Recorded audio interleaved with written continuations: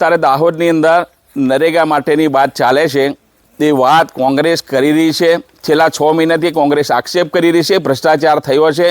અમારા બારિયા તાલુકા અને ધાનપુર તાલુકામાં 35 એજન્સીઓ જેવી એજન્સીઓએ કામ જે મટીરિયલ સપ્લાય કરવાનું કામ છે। મારા દીકરાઓ પણ 2018થી કામ કરે છે, એ મટીરિયલ સપ્લાયનું કામ કરે છે।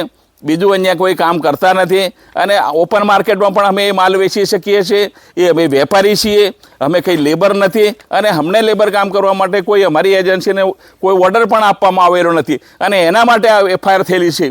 એના માટે વહીવટીતંત્રની તપાસ કરી રહી છે। સરકારને વહીવટીતંત્ર પર મને પૂરો ભરોસો છે। જે કંઈ નિર્ણય આવશે અમે સ્વીકારવા તૈયાર રહીશું। આવા આક્ષેપો કોંગ્રેસ ખૂબ લાંબા સમયથી દર વર્ષે કરે છે।